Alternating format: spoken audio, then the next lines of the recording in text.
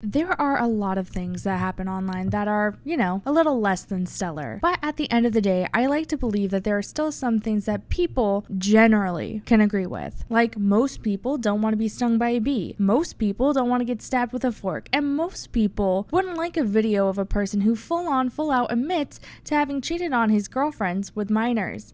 Just basic normal stuff that I feel like everyone should be able to agree with. Like, I genuinely want to believe that when YouTubers get exposed for serious things, such as having deep, personal, inappropriate relationships with underage fans going on for years at a time, talking to them in a way that can be classified as romantic before their minds are fully developed, I want to believe that anytime that happens, people would respond like how they have responded to Onision being caught doing just that. I want to believe that most people see that behavior and just say, no thank you, that is disturbing and gross, and I will not stand for it. But you know what? I was wrong. Because on June 20th, 2020, a YouTuber by the name of Cryaotic uploaded a video entitled, "We Stopped Being Genuine a Long Time Ago," where he full out admits to inappropriate relationships with his underage fans, where he essentially groomed and straight up told them that he didn't value them as people. And that video was met with a mostly positive reception. Like, even now, 2 weeks after that video came out, it still stands with 19,000 likes and only 17,000 dislikes. More people agreed with this man saying, "Whoops, sorry I talked to that high school age girl for years on end and cheated on my girlfriend with these fans who looked up to me to the point where they would have done anything to get my attention. LOL,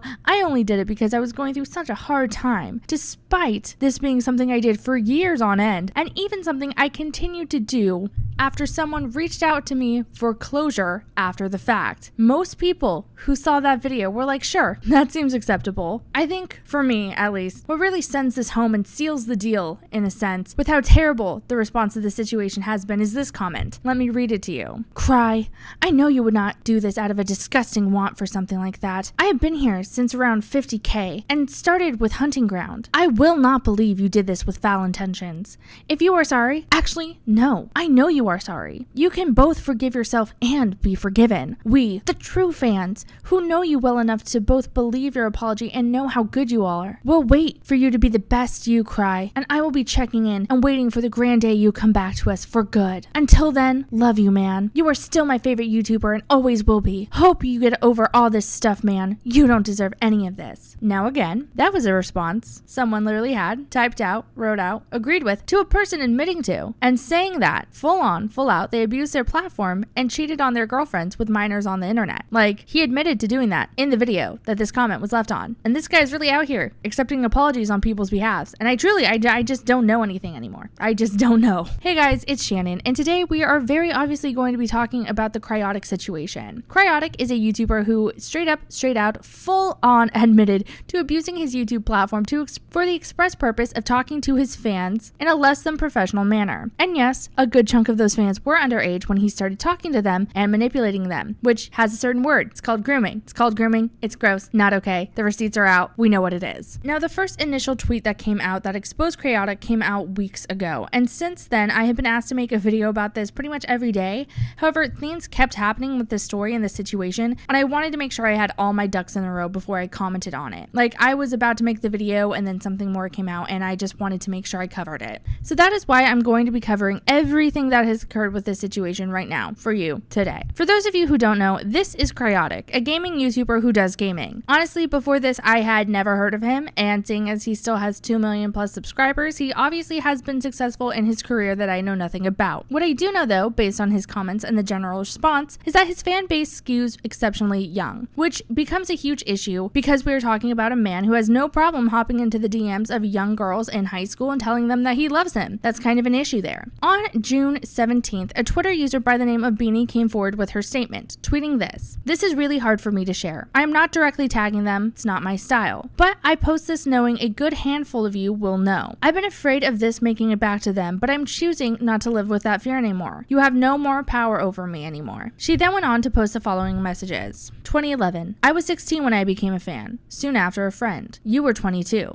I admire admired and cared about the person you were, not the persona you put up. I developed feelings for you, and you knew. Now pause this right here. This alone, this right here, is creepy. If you are talking to someone that is underage and they make it clear to you that they like you in that way, in a romantic way, and you don't cease contact or tell them no point blank, that is gross. Can you talk to them as a fan? Sure. Can you be friendly? Also sure. But if they start making romantic advances at you and you purposely don't discourage it, and in fact encourage it to keep them around, that is weird. That is not okay. You shouldn't be doing that. She continues by saying, you never discouraged them, and by that she means her feelings, just amusingly kept me at arm's length for when you felt lonely. On my 18th birthday, things took a turn and I was too blinded by rose-colored glasses to see what had actually happened to me. On graduation day, you told me that you couldn't return my feelings as you were too busy messing around with your best friend's girl. Said I was a good backup option though. Now, the emotional weight and hurt from the statement alone is absolutely insane. I can't imagine any adult saying this and not realizing what they're doing.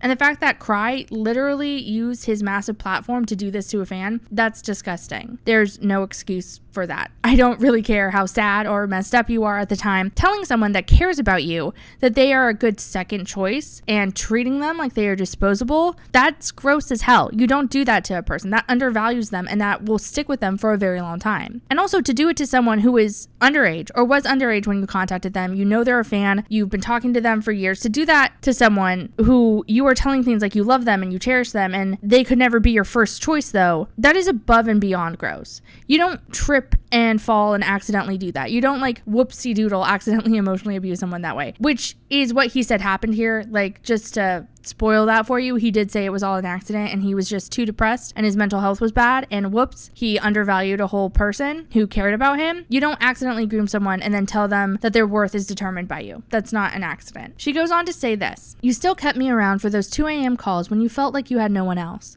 I started my first year of college when you told me there was someone else. Found out later they weren't of age either, but again, rose-colored glasses. I thought I was special because you kept me around when you were lonely. I made terrible decisions with you, one that hurt people I cared for, and I have to live with that. I was 20 when I told you I couldn't do that anymore and that I was hurting. I will always remember the response I got back, in which you told me the only use I ever had to you was a quote, piece of ass, unquote. I told your girlfriend at the time everything. I woke up the next morning and you were gone, as was the community and fandom I felt comfortable and safe in for years. I was 24 when we connected again. I was looking for something. An apology, closure, I don't know. Something to fill the years of being used as a personal therapist and a toy. It didn't take long for you to start up old habits. I just wanted an innocent friendship with you. I've since learned that many other young, impressionable girls had similar stories. I didn't want a public Twitter apology. I wanted changed behaviors. I am 25 now, and what I want most of all is freedom. I'll never get the pieces of me that you took back, but I can never replace them with something better if I am holding on to the hurt you gave me. For anyone reading, thank you for letting me share this. She posted that, and then a couple days later, the video I talked about was put up by Cry, in which he glosses over the fact that he did in fact have multiple relationships with girls who were underage. I mean, he states it outright, says that Beanie's account of the situation is accurate, co-signs it fully, and just plays it off as saying, well, we weren't ever physical and it was just online, but I'm sorry, that was bad. Whoops. And like I said earlier, according to the dislike ratio, over 19,000 people said, yep, that's good enough for me. They said, sure. You grooming a child and treating them as a love prospect while you are systematically destroying their self-worth, that is fine, because it just happened online, and as we all know, nothing that happens online is real anyway. You can't be arrested for talking to minors online. Absolutely not. Now at this point, after the video was made and was received favorably, Cry attempted to turn around and continue on his merry way. The man who just went online and said, yes, I had relationships with underage girls, but let's focus on instead how I was a bad boyfriend because I was cheating on someone IRL with girls who were underage. That very same night,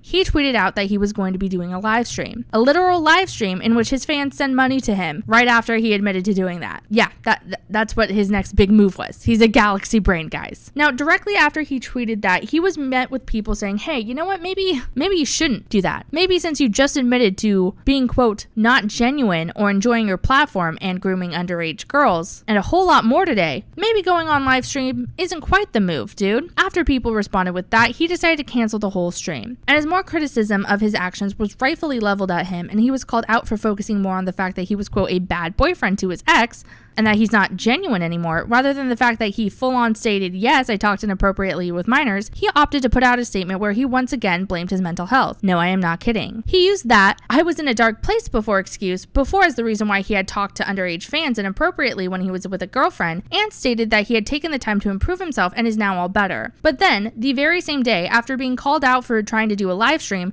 said, "Just kidding. I was totally not okay when I recorded that video. I'm not okay now. I'm in a manic state. My bad. Whoops." You can't say "I'm all better now" and then turn around and say "I'm not all better. Oops, I'm just let me have an excuse, guys." It doesn't work like that, Cry. Enter Cheyenne, Cry's ex-girlfriend, who tweeted this back in January. "I found out a month before we were supposed to meet that my ex had been cheating on me for all 8 months, and one of them was a 16-year-old he had Skype sex with on his birthday." She also posted a screenshot of a conversation she had with Cry when she was 16 and he was 23, where he told her he loved her. Again, this is an adult man to a girl who was probably maybe at most a junior in high school. Like, this person is barely old enough to have a driver's license and can't legally make decisions for themselves because they are, again, 16. Meanwhile, a 23-year-old on the internet with millions of fans is telling her he loves her. Sure, okay, that seems healthy and fine. But I know you're asking, is that everything that happened? Is that everyone who came forward with this situation? No. Oh gosh, no. What am I, an elephant's fart? Of course not. Because another Twitter user by the name Ari came forward and detailed her experience with Cry as well, and how she had also had an affair with him. Once again, it was another situation of Cry becoming close to this person before they were of age, and then immediately jumping into sexual correspondence the moment she turned 18. You know, like someone who grooms people does. More and more things kept coming out, like these screenshots in which Cry is literally acknowledging the age of the girls he's talking to, and continuing to talk to them inappropriately. Like, let me read this to you. "You know, if you were older and I wasn't taken, we'd have made plenty of mistakes by now. I may have a girlfriend, yes, but a certain little girl is just too goddamn tempting sometimes, isn't she? I'm sorry, but no." Again, these came out and this guy still got a positive reception on his video admitting to doing this, where he said he never knew these girls' ages and his biggest sin was that he cheated. But here he is saying, oh, only if you were older, and calling these minors little girls. This is a man who was well aware of what he was doing and was more than okay with it. Thought that they were doing nothing wrong, thought that this was fine, thought that this was peachy. I mean, obviously, this is the third person to come forward showing what he's done. It's a pattern. He's been doing it for a while. And more things did happen with this, with more people coming forward and showing screenshots of Cry's behavior just 2 days from before the video was released, showing him still acting the same way he had said he had just outgrown. And more people came forward anonymously. And frankly, all of it is super gross. And all of it paints a picture of a guy who really doesn't deserve to have power over anyone, because he obviously misuses it and gets off on misusing it. If anything, this story has just made me more aware that there are 19,000 entire ass people, or at least some unknown number of people who have 19,000 YouTube accounts, who